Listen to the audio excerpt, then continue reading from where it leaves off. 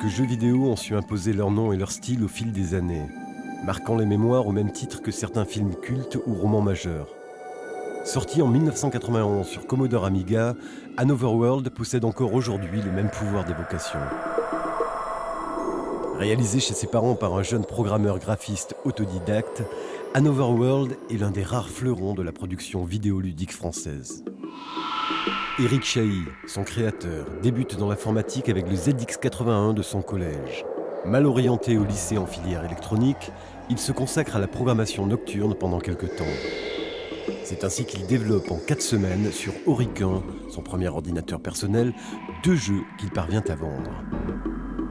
Il abandonne rapidement les cours durant le développement d'un autre jeu, le Pacte sur Amstrad CPC, pour se consacrer totalement à sa passion. Il participe alors à la réalisation graphique d'un autre classique, Les Voyageurs du Temps, édité en 1989 par Delphine Software.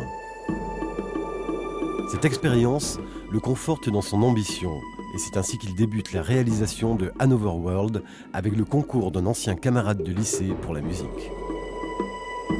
J'ai toujours connu Éric investi dans le jeu, mais Éric c'est quelqu'un de très discret, il n'en parlait pas beaucoup. Comme il savait que j'y connaissais rien, il ne pensait pas que ça puisse m'intéresser. J'ai découvert un jour qu'il avait fait des jeux qui étaient en vente dans le commerce. Et je le connaissais depuis déjà 4 ou 5 ans.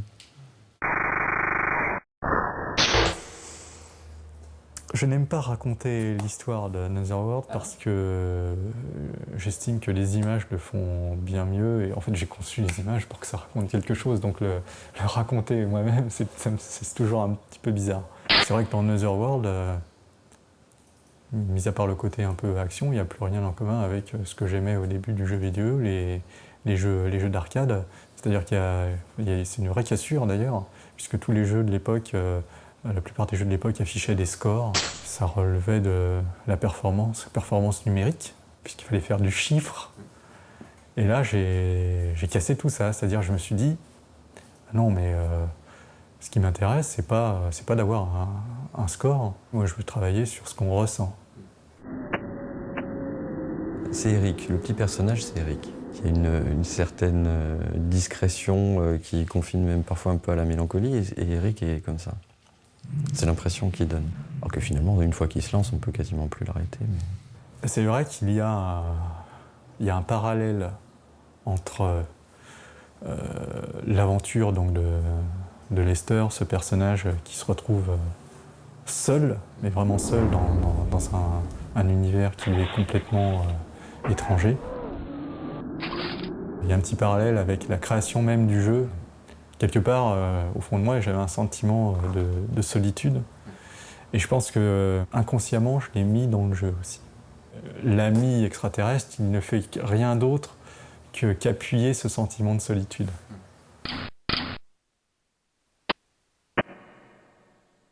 Je savais qu'il était sur un jeu, donc Éric est très discret. Il nous a montré quelques fonds d'écran, il nous a montré le personnage dessiné, il a dû nous montrer l'introduction une fois qu'elle a été réalisée. Et puis c'est lui qui m'a demandé bah écoute, j'ai de la place pour mettre un peu de musique, est-ce que tu as des idées? Donc oui, des idées, j'en avais plein. En même temps, le niveau était quand même plus haut. Il avait créé un truc très très onirique, ce qui n'était pas le cas dans ses jeux précédents. C'est comme une première œuvre, un petit peu, où on met tout ce qu'on a, où on a emmagasiné de la création, un pouvoir créatif pendant des années sans pouvoir l'exprimer, et tout à coup on donne tout ce qu'on a, comme un premier film, comme peut-être un premier roman. Je voulais quelque chose qui serve le jeu et qui soit au moins à la hauteur, c'était pas évident à faire.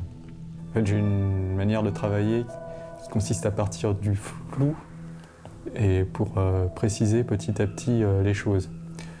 Comme par exemple, je t'avais donné un point de repère par rapport à la musique de Retour vers le futur. Je me souviens de te l'avoir fait écouter et il y avait un côté, une rythmique à base de caisse claire que j'aimais beaucoup parce que ça amenait un côté militaire et surtout un côté inéluctable. Quelque chose qui avance mais qui recule pas. On avait tenté quelque chose pour la fin, pour la musique de fin. Ça n'avait jamais été fait, c'était d'avoir un solo de guitare pour la fin du jeu. Et donc Jean-François avait échantillonné des notes, mais le problème c'est que ça sonnait faux. Donc on s'est rabattu sur une dimension plus synthétique qui va très bien d'ailleurs. C'est toi qui avais eu l'idée. C'était ce que tu voulais. Hein. On a fait des bruitages de bruiteurs sans connaître aucune technique. Par exemple, tous les bruits d'écrasement, les bruits d'os, hein, quand un personnage se fait tirer dessus et que le squelette explose. Je me souviens qu'on avait ramé pour ce bruitage, on a tout essayé, des noix, on a essayé... on voulait faire des bruitages un peu violents, comme on voit dans les films d'horreur. Donc on a essayé d'écraser des tomates, on a essayé avec des éponges. J'avais une imprimante matricielle, les imprimantes qui font un bruit pas possible. Et j'ai utilisé ce son de crépitement pour les bruits d'éclairs dans l'ascenseur de la prison. Donc ce côté bidouille me plaisait beaucoup. On avait aussi enregistré des voix pour le langage extraterrestre, notamment le fameux Matsuba dans la prison. Matsuba. Chez moi, j'avais posé le magnéto et j'avais déblatéré tout et n'importe quoi, mais en y mettant de l'intention.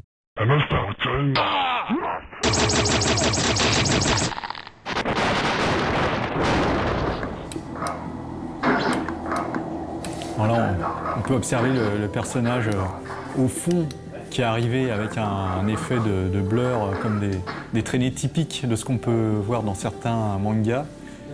C'est vrai qu'à cette époque-là, j'aimais bien une série qui s'appelait Dragon Ball. Et je pense que ça a eu une petite incidence. C'est comment, avec très peu de choses, suggérer beaucoup de choses. Et peut-être que le gros pouvoir vient du Kamehameha de Dragon Ball.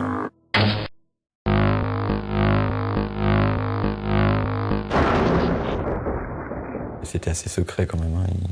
Il nous montrait ce qu'il voulait bien nous montrer. Oui, parce que voilà. Pourquoi Oui.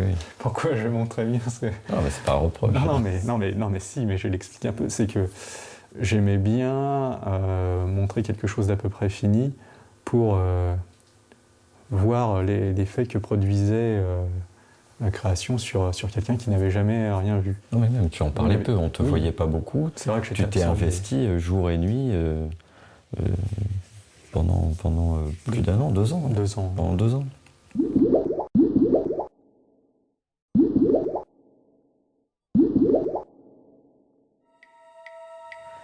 L'histoire est supportée par les graphismes, par les décors, par le choix de couleurs restreintes, peu de couleurs flashy. Il y a une ambiance, et c'est cette ambiance globale qui raconte l'histoire en fait. Plus qu'une histoire, moi j'ai trouvé que c'était un sentiment.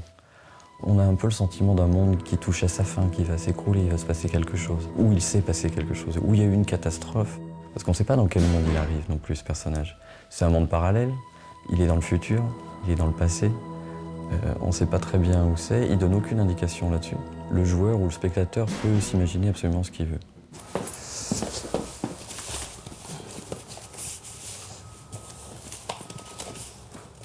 Alors voici quelques esquisses. L'idée c'était vraiment d'aller à l'essentiel.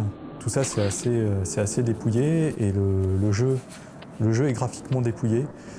Ça permet de travailler l'imaginaire du joueur. En fait le jeu, pour moi le jeu il n'existe pas sur l'écran mais il existe dans l'esprit du joueur.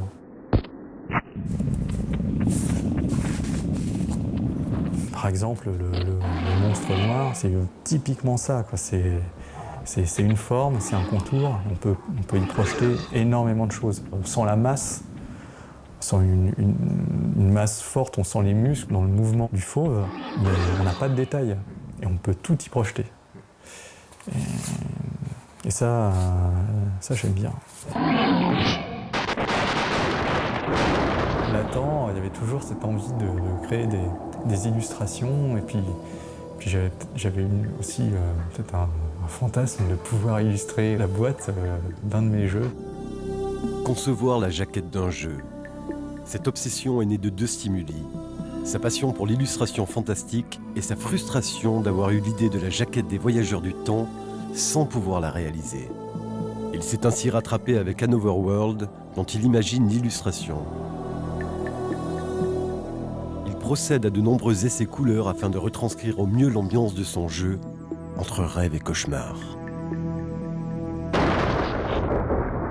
Je le dis souvent, mais c'est quand j'ai vu Dragon Slayer, j'ai joué à Dragon Slayer, je le connaissais en arcade.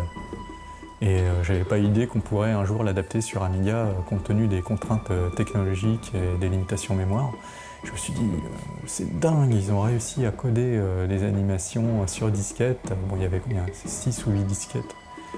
Et je me suis dit, mais avec tous ces aplats, ça pourrait être stocké autrement qu'en bitmap, c'est-à-dire point par point. On pourrait stocker uniquement les contours. On pourrait stocker énormément de phases d'animation en très peu de place mémoire.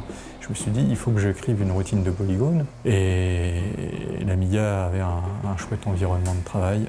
Et voilà, je suis parti là-dessus.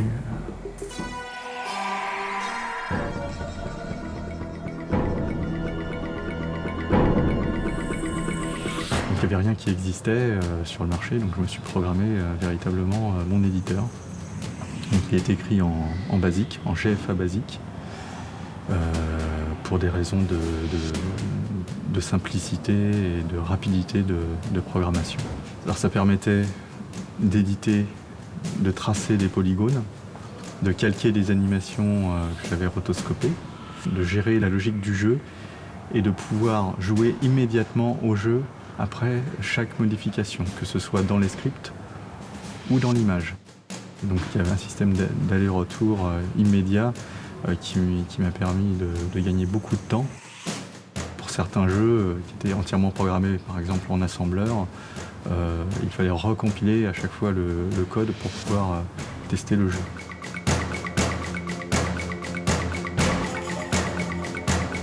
Là, je peux naviguer dans les différents objets qui sont constitués de polygones. Donc ce sont des groupes de polygones que je peux déplacer donc, très facilement et que je peux inclure dans d'autres objets. Donc finalement, les graphismes sont constitués de sous-objets. Il y a une structure hiérarchique, c'est comme des poupées russes. Je crée des blocs, des briques de base, des modules graphiques, par exemple une colonne, une porte, que je pouvais assembler et réutiliser à différents endroits du jeu. Derrière cette étincelle technologique, il y avait l'envie de créer un jeu orienté science-fiction, il y avait l'envie de créer un jeu qui communique une atmosphère, un ressenti, qui ait une connotation cinématographique. On n'avait pas beaucoup de jeux en 3D ou en pseudo 3D. Donc, je veux dire, c'était quelque chose. L'utilisation des polygones était quelque chose de très lourd. Hein. Et la technique employée permettait d'avoir de vrais effets cinématographiques. Et il y a ça aussi. En plus de l'ambiance et de l'âme du jeu, il y avait une construction cinématographique du jeu. C'est très important. Ça me rappelle, dans un autre domaine, le premier jeu qui a fait cette construction cinématographique, qui était Karateka.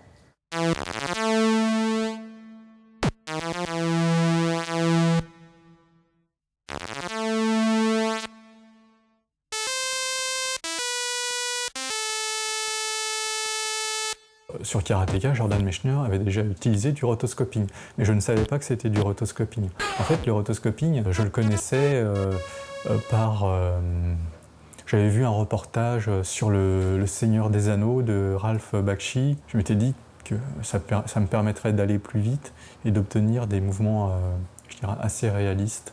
Et finalement, je ne me suis pas tant servi que ça du rotoscoping dans le jeu. Je m'en suis servi principalement pour l'animation du héros, des animations de base, c'est-à-dire la course, la marche, dans l'introduction.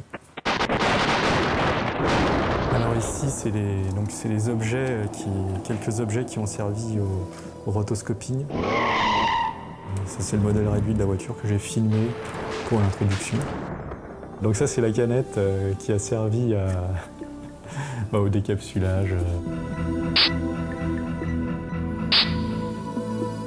Et ça, c'est l'objet le plus marrant, puisque c'est le pistolet du jeu, le pistolet laser.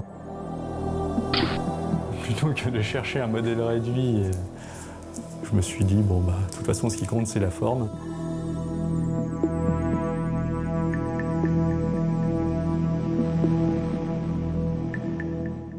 Ah non, mais ça n'a rien à voir avec Another World. Oui, il n'y a pas. C'est la cendre volcanique, celle-ci, elle vient de l'Etna. J'ai rencontré Eric lorsqu'il est venu présenter à Tilt son jeu vidéo qui était son œuvre à lui, qui était Another World. On avait rendez-vous, il est venu vers midi à peu près. Et j'étais là, on l'a installé sur l'ordinateur qui était disponible, sur l'Amiga qui était disponible, et on a commencé à voir le jeu. Il y avait une grappe qui s'était formée autour de l'ordinateur avec Eric qui était un petit peu perdu dans la masse devant l'ordinateur en train de montrer le jeu. Et nous qui étions vraiment, vraiment étonnés de la qualité, surtout de l'ambiance extraordinaire du jeu et une âme. On n'a pas arrêté de charrier Eric sur plein de trucs, parce que c'était notre niveau de le charrier, mais on savait que c'était un très grand jeu. On l'a rassuré après pour lui dire que c'était un très grand jeu. Tu veux... Attends, je vais pas me balader avec le titre d'or, c'est toi qui as le titre d'or, pas moi.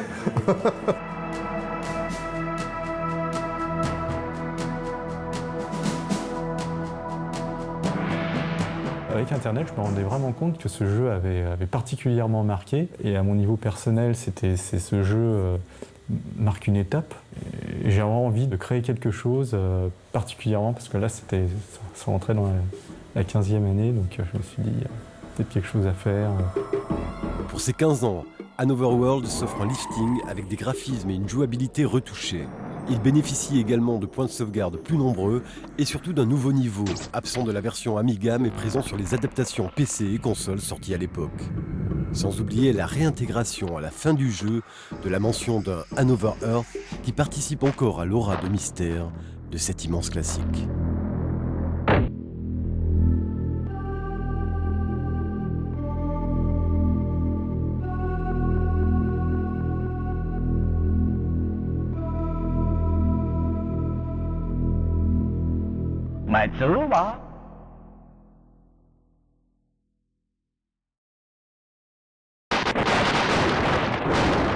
Je sais qu'il a été en but avec l'adaptateur américain, donc il en parlera mieux que moi. Enfin, il y a des scènes où on lui a demandé de couper. Alors, c'est pas forcément les scènes violentes.